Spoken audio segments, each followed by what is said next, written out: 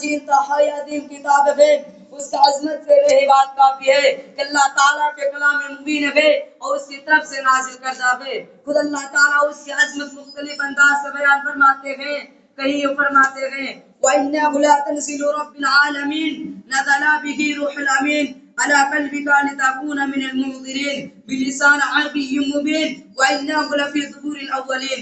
یقیناً قرآن رب العالمین کا نازل کردہ ہے جس کو روح الامین نے آپ کے دل پر اتارا تاکہ آپ ڈرانے والوں میں شامل ہو جائے۔ یا بس عربی زبان میں ہے اور اس کا ذکر پہلے سے ہی میں بھی ہے، اور کہیں یہ فرماتے ہیں تبارک الذی نزل الفرقان علی عبدہ لِيَكُونَ لِلْعَالَمِينَ نَذِيرًا۔ ببرکت ہے اللہ جس نے اپنے بندے پر حق و باطل میں فرق کرنے والا قرآن اتارا تاکہ وہ تمام لوگوں کے لیے ڈرانے والا بن جائے۔ اور کہ اللہ تعالیٰ ستاروں کے محل وقوع کی قسم اٹھا کر اس کتاب کو معزز کتاب قرار دیتے ہیں۔ فلا اقسم بمواقع النجوم وانه قسم لو تعلمون عظيم انه لقرآن کریم فی کتاب مکنون لا یمسه الا المطہرون تنزل من رب العالمین۔ میں نے ستاروں کے محل وقوع کی قسم کھاتا ہوں اور اگر تم جانو تو یقیناً بہت بڑی قسم ہے، یہ قرآن ایک بلند پایہ کتاب ہے جو لوح محفوظ میں درج ہے، جسے پاکیزہ لوگوں کے سوا کوئی چھو نہیں سکتا۔ رب العالمین کا نازل کردہ ہے۔ اللہ تعالیٰ اس کتاب کو کہے الکتاب المبین، کہے الکتاب الحکیم، کہے تنزل الکتاب من اللہ العزیز الحکیم، اور کہ اس کی قسم کھا کر فرماتے ہیں حامیم الکتاب المبین انا انزلناہ قرآنا عربیا لعلکم تعقلون، اور کہ یاسین والقرآن الحکیم، اور کہ صاد والقرآن ذی الذکر۔ الغرضیہ کہ اللہ تعالیٰ اس کی عظمت اور سب ذکر کر کے اس کی قسم کھا کر اس کی عظمت کو اضافہ فرماتے ہیں تاکہ ان کے ماننے والے بھی اپنے دل کی گہرائی سے اس قدر و منزلات کا اعتراف کرے اور اس کو اپنا دوست اور حیات بنائے۔ قرآن مجید بے مثال کتاب ہے، قرآن مجید اللہ تعالیٰ کی سب سے افضل کتاب ہے اور اپنے فصاحت و بلاغت کے اعتبار سے بے مثال ہے۔ اسی لیے اللہ تعالیٰ نے اس میں بار بار چیلنج فرمایا کہ تمام فصحاء و بلغاء اکٹھے مل کر اس جیسے ایک بھی صورت لا کے دکھا دے۔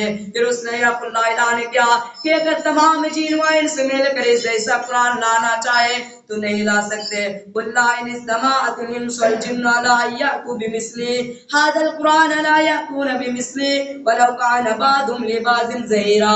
آپ کہہ دیجئے کہ اگر تمام جن و انس مل کر اس جیسا قرآن لانا چاہے تو اس جیسا نہیں لا سکیں گے، چاہیے وہ ایک دوسرے کے مددگار بن جائے۔ قرآن مجید سیدھا راستہ دکھلاتا ہے، قرآن مجید دنیاوی اور اخروی بھلائی کی طرف انسان کی رہنمائی کرتا ہے اور ایسا مضبوط اور سیدھا راستہ دکھاتا ہے جو انسان کو جنت تک پہنچا دیتا ہے۔ فرمان الہی ہے ان ھذا القرآن یہدی للتی ہی اقوام ویبشر المؤمنین الذین یعملون الصالحات ان لهم اجرا کبیرا۔ یقیناً قرآن وہ راستہ دکھاتا ہے جو بہت ہی سیدھا ہے اور ان مومنوں کو جو نیک عمل کرتے ہیں اس بات کی خوشخبری دیتا ہے کہ ان کے لیے بہت بڑا اجر ہے۔ نیز فرمایا قد جاءکم من اللہ نور وکتاب مبین یہدی بہ اللہ من اتبع رضوانہ سبل السلام ویخرجکم من الظلمات الى النور باذنہ یہدیکم الی صراط مستقیم۔ تمہارے پاس اللہ کی طرف سے نور اور ایسے وضاح کتاب آ چکی ہے جس کے ذریعے اللہ تعالیٰ ان لوگوں کو سلامتی کی راہ دکھاتا ہے جو اس کی رضا کا اتباع کرتے ہیں اور اپنے حکم سے اندھیریوں سے نکال کر روشنی کی طرف لے جاتا ہے اور صراط المستقیم کی طرف انہیں کی رہنمائی کرتا ہے۔ قرآن مجید باطل کی عمیدت سے بالکل پاک اور شک و شبہ سے براتر کتاب ہے۔ اللہ تعالیٰ کا فرمان ہے ان الذین کفروا بالذکر لما جاءهم وانہ لکتاب عزیز لا یأتیہ الباطل من بین یدیہ ولا من خلفہ تنزیل من حکیم حمید۔ یہ وہ لوگ ہیں کہ جب انہیں کے پاس ذکر قرآن آیا تو انہوں نے ان کا انکار کر دیا، حالانکہ ایک زبردست کتاب ہے جس میں باطل نہ آگے سے راہ پا سکتا ہے اور نہ پیچھے سے، یا حکمت والے اور لاکشتہ اس اللہ کی طرف سے نازل ہوا ہے۔ اسی طرح فرمایا ذالک الکتاب لا ریب فیہ، یہ وہ کتاب ہے جس میں شک کی کوئی گنجائش نہیں۔ قرآن مجید کا حفاظت کا ذمہ اللہ تعالیٰ نے لے رکھا ہے۔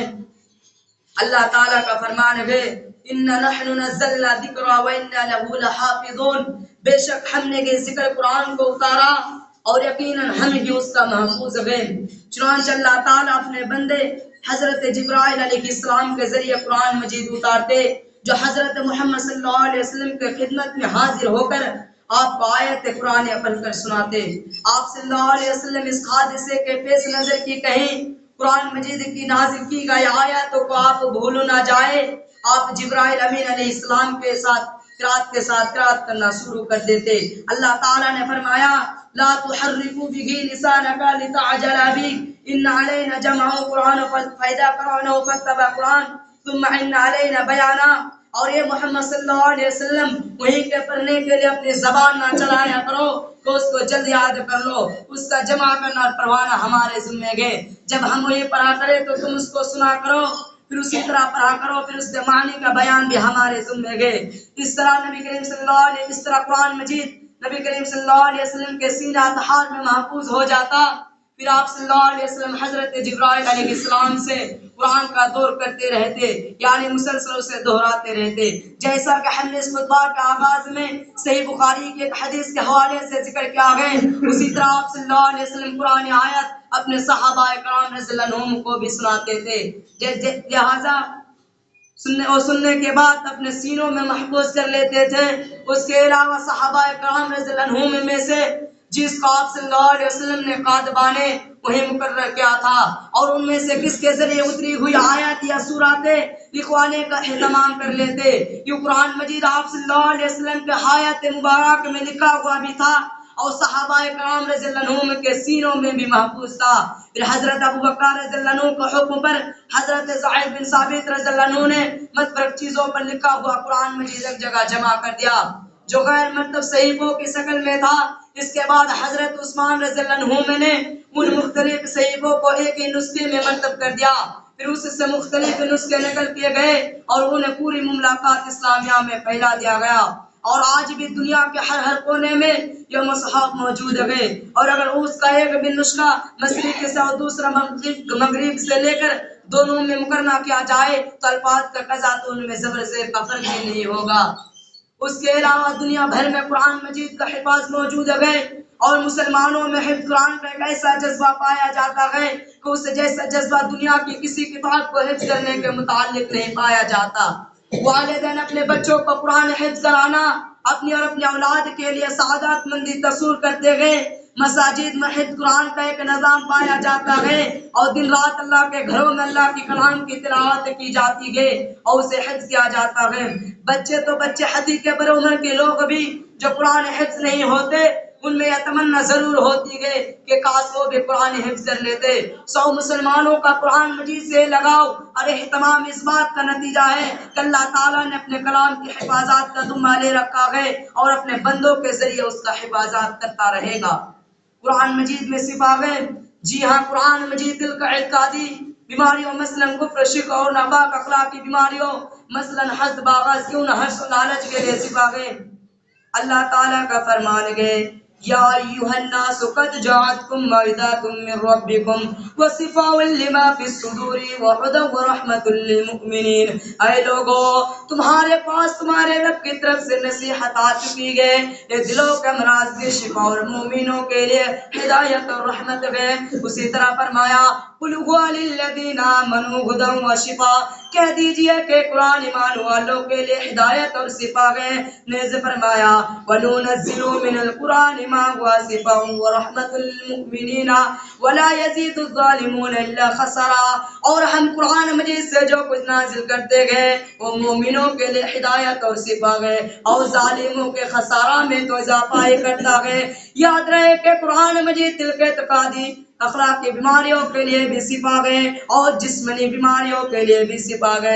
اسی لیے نبی کریم صلی اللہ علیہ وسلم جب بیمار ہوتے تو موعظات پر کر اپنے اوپر دم کرتے تھے۔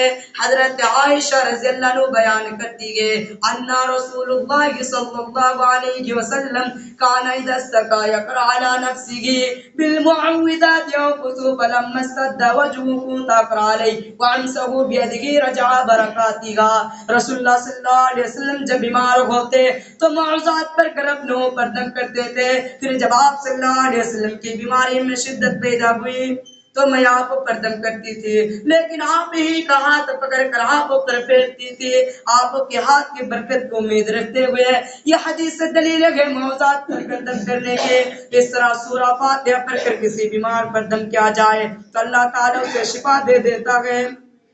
حضرت ابو سعید الخدری رضی اللہ عنہ بیان کرتے گئے کہ نبی کریم صلی اللہ علیہ وسلم کے صحابہ کرام رضی اللہ عنہ میں سے کچھ لوگ عرب کے قبائل میں سے قبیلہ کے ہاں آئے تو اس نے انہیں کی کوئی مہمان نوازی ہی نہ کی، پھر ہوا کہ انہیں کے سرداروں کے بچوں نے ڈانس لیا، چنانچہ انہوں نے اس کا اعتراض سے علاج کیا لیکن کوئی فائدہ نہ ہوا۔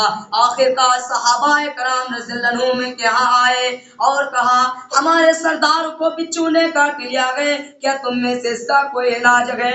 ان میں سے ایک نے کہا ہاں میں اسے دم کر سکتا ہوں، لیکن بات یہ ہے کہ تم تو لوگ ہو کہ تم نے ہماری مہمان نوازی ہی نہ کی، اسی لیے میں اس وقت تک دم نہیں کروں گا جب تک تم ہمیں اس کا موضع نہ دو۔ ان لوگوں نے کہا ٹھیک ہے ہم آپ کو کچھ بکریاں بطور موضع دیں گے۔ چنانچہ صحابی گئے اور سورہ فاتحہ پڑھا، جس جگہ پر اس کو بچوں نے ڈانسا تھا وہ اس نے ہلکا سا تھوک دیا، اس سے وہ بالکل ٹھیک ہو گیا۔ پھر انہوں نے جو بکریاں دینے کا وعدہ کیا تھا انہیں دے دے۔ صحابہ کرام رضی اللہ عنہم نے آپس میں کہا یہ بکریاں تقسیم کر لے، تو جس صحابی نے دم کیا تھا اس نے کہا نہیں، جب تک ہم رسول اللہ صلی اللہ علیہ وسلم کی خدمت میں حاضر نہیں ہوتے اس وقت تک کچھ بھی نہ کرے۔ چنانچہ جب رسول اللہ صلی اللہ علیہ وسلم کی خدمت میں حاضر ہوئے تو پورا واقعہ ذکر کیا۔ آپ صلی اللہ علیہ وسلم نے فرمایا کہ تمہیں کیسے پتا تھا کہ سورہ فاتحہ پر قدم کرتے گئے؟ پھر آپ صلی اللہ علیہ وسلم نے فرمایا قد عصبتم قسم وضربوا لماکم سہما، تم نے ٹھیک کیا لہذا تمہیں بکری آپس میں تقسیم کر لو اور میرا حصہ بھی لگا لو۔ اس حدیث سے ثابت ہوتا ہے کہ کسی مریض پر سورہ فاتحہ پر قدم کیا جائے تو اسے اللہ تعالیٰ کا حکم سے شفا ہوگی، لہذا تب نبی کے سراج سے ضرور فائدہ اٹھانا چاہیے۔ علامہ ابن القیم نے ذکر کیا کہ اگر بندہ فاتحہ کے ساتھ اپنا علاج کرے تو اسے اس کی عجیب تاثیر نظر آئے گی۔ وہ کہتے گئے کہ میں مکہ مکرمہ میں کچھ عرصہ مقیم رہا، اس دوران مجھے پر ایسے مختلف بیماری آئی کہ مجھے انہیں کے لیے کوئی طبیب ملا نہ علاج میسر، چنانچہ میں اپنا علاج سورہ فاتحہ کے ساتھ کرتا تھا جس کی مجھے عجیب تاثیر نظر آئی۔ پھر میں نے علاج کئی لوگوں کو بتایا جنہیں درد وغیرہ کی کوئی تکلیفیں ہوتی تھی، ان میں بستر لوگ بھی شفایات ہو گئے۔ ایسا کیوں نہ ہو جبکہ سورہ فاتحہ ہی قرآن مجید کی سب سے عظیم سورت ہے۔ حضرت ابو سعید المعانی رضی اللہ عنہ بیان کرتے گئے کہ میں نماز پڑھ رہا تھا کہ اس دوران رسول اللہ صلی اللہ علیہ وسلم میرے پاس سے گزرے۔ آپ صلی اللہ علیہ وسلم نے مجھے بلایا لیکن میں آپ صلی اللہ علیہ وسلم کے خدمت میں حاضر نہ ہوا، یہاں تک کہ میں نے نماز مکمل کر لی۔ پھر میں آپ صلی اللہ علیہ وسلم کی خدمت میں حاضر ہوا تو آپ صلی اللہ علیہ وسلم نے پوچھا ما منعک ان تأتی، تمہیں کس بات نے میرے پاس آنے سے منع کیا؟ میں نے عرض کیا اللہ کے رسول میں نماز پڑھ رہا تھا۔ تو آپ صلی اللہ علیہ وسلم نے فرمایا الم یقل اللہ یا ایھا الذین آمنوا استجیبوا للہ وللرسول، کہ اللہ تعالیٰ نے نہیں فرمایا ایمان والو اللہ اور رسول صلی اللہ علیہ وسلم کا حکم مانو جبکہ رسول تم ایسی چیز کی طرف بلائے جو تمہارے لیے زندگی بخش ہو؟ پھر آپ صلی اللہ علیہ وسلم نے فرمایا الا اعلمک اعظم سورۃ فی القرآن قبل ان تخرج من المسجد، کیا میں تمہیں مسجد سے نکالنے سے پہلے قرآن مجید کی سب سے عظیم سورت کے بارے میں نہ بتلاؤں؟ پھر جب اس کے بعد ہم مسجد سے باہر نکلنے لگے تو میں نے عرض کیا اللہ کے رسول آپ نے فرمایا تھا کہ میں تمہیں قرآن مجید کی سب سے عظیم سورت کے بارے میں بتاؤں گا۔ تو آپ صلی اللہ علیہ وسلم نے فرمایا الحمدللہ رب العالمین ہی سبع المثانی والقرآن العظیم الذی اوتیتہ، یا سورہ فاتحہ ہے یا وہی سورت ہے جس کی 7 آیات بار بار دہرائی جاتی ہے، یہ سورت وہ قرآن عظیم ہے جو میں دیا گیا ہوں۔ تلاوت قرآن مجید کی فضیلت، قرآن مجید اللہ تعالیٰ کی، قرآن مجید دنیا میں اللہ تعالیٰ کی سب سے افضل کتاب ہے، اور اس کی تلاوت کی جائے تو ایک ایک حرف پر 10 نیکیاں ملتی ہیں، جیسا کہ حضرت عبداللہ بن مسعود رضی اللہ عنہ سے روایت ہے کہ رسول اللہ صلی اللہ علیہ وسلم نے ارشاد فرمایا من قرأ حرفا من کتاب اللہ فلہ به حسنۃ والحسنۃ بعشر امثالها، لا اقول الف لام میم حرف ولكن الف حرف ولام حرف ومیم حرف، جو آدمی کتاب اللہ قرآن مجید کا ایک حرف پڑھتا ہے اسے ایک نیکی ملتا ہے اور ایک نیکی اسے سے 10 نیکی کے برابر ہے۔ میں یہ نہیں کہتا کہ الف لام میم ایک حرف ہے، بلکہ الف ایک حرف ہے، لام دوسرا، میم تیسرا حرف ہے۔ قرآن مجید اپنے پڑھنے والوں کے لیے شفایت کرے گا۔ حضرت ابو ہریرہ رضی اللہ عنہ بیان کرتے ہیں کہ نبی کریم صلی اللہ علیہ وسلم نے ارشاد فرمایا اقرؤ القرآن فإن تأتي يوم القیامة شفیعا للصحابی، تم قرآن پڑھتا رہا کرو کیونکہ قیامت کے دن اپنے پڑھنے والوں اور اس پر عمل کرنے والوں کے لیے شفایت کرے گا۔ تلاوت قرآن مجید سے شیطان گھر سے بھاگ جاتا ہے۔ حضرت ابو ہریرہ رضی اللہ عنہ کا بیان ہے کہ نبی کریم صلی اللہ علیہ وسلم نے ارشاد فرمایا لا تجعلوا بیوتکم مقابر ان الشیطان، تم اپنے گھروں کو قبرستان نہ بناؤ، بے شک شیطان اس گھر سے بھاگ جاتا ہے جس گھر میں سورہ بقرہ کی تلاوت کی جاتی ہے۔ قرآن سیکھنے اور دوسروں کو سکھلانے والے سب سے بہتر گئے۔ حضرت عثمان بن عفان رضی اللہ عنہ بیان کرتے گئے کہ نبی کریم صلی اللہ علیہ وسلم نے ارشاد فرمایا خیرکم من تعلم القرآن وعلمہ، تم میں سب سے بہتر وہ ہے جس نے قرآن کو سیکھا اور دوسروں کو سکھلایا۔ اور دوسری روایت میں ارشاد فرمایا ان فضلکم من تعلم القرآن وعلمہ، یقیناً تم میں سب سے افضل وہ ہے جس نے قرآن کو سیکھا اور دوسروں کو سکھلایا۔ اور نبی بن عبد الحارث بیان کرتے گئے کہ عثمان میں ان کی ملاقات حضرت عمر رضی اللہ عنہ سے ہوئی جنہیں مکہ مکرمہ کا ذمہ دار مقرر کیا کرتے تھے۔ انہوں نے حضرت عمر رضی اللہ عنہ سے پوچھا اب آپ نے اہل وادی پر کس کو ذمہ دار مقرر بنایا گئے؟ انہوں نے فرمایا ابن ابزی کو۔ انہوں نے کہا وہ کون ہے گئے؟ حضرت عمر رضی اللہ عنہ نے فرمایا وہ ہمارے آزاد کردہ غلاموں میں سے ایک گئے۔ انہوں نے کہا تو کیا آپ نے آزاد کردہ غلاموں کو ذمہ دار مقرر بنا دیا؟ تو حضرت عمر رضی اللہ عنہ نے فرمایا انہ قارئ لکتاب اللہ عز وجل وانہ عالم بالفرائض، بے شک وہ قاری قرآن گئے اور وراثت احکام کا عالم بھی گئے۔ پھر حضرت عمر رضی اللہ عنہ نے فرمایا خبردار تمہارے نبی کریم صلی اللہ علیہ وسلم کے ارشاد گئے ان اللہ یرفع بہذا الکتاب اقواما ویضع بآخرین، بے شک اللہ تعالیٰ اس کتاب کے ذریعے کچھ لوگوں کو بلندیاں نصیب کرتا گئے اور کچھ لوگوں کو نیچے گرا دیتا گئے۔ قرآن پڑھنے اور اس پر عمل کرنے والے اللہ کے خاص بندے گئے۔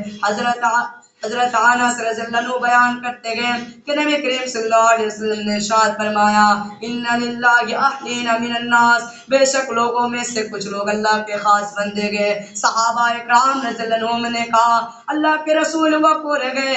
تو آپ صلی اللہ علیہ وسلم نے فرمایا ہم اہل القرآن اہل اللہ وخاصۃ، قرآن پڑھنے اور اس پر عمل کرنے والے اللہ کے دوست اور اس کے خاص بندے گئے۔ حافظ قرآن کی فضیلت، قرآن مجید ایسی عظیم کتاب ہے تو اس کو حفظ کرنے والے کی بھی قرآن مجید ایسی عظیم کتاب ہے۔ قرآن مجید میں اس اپنے تقریر ختم کرتا ہوں۔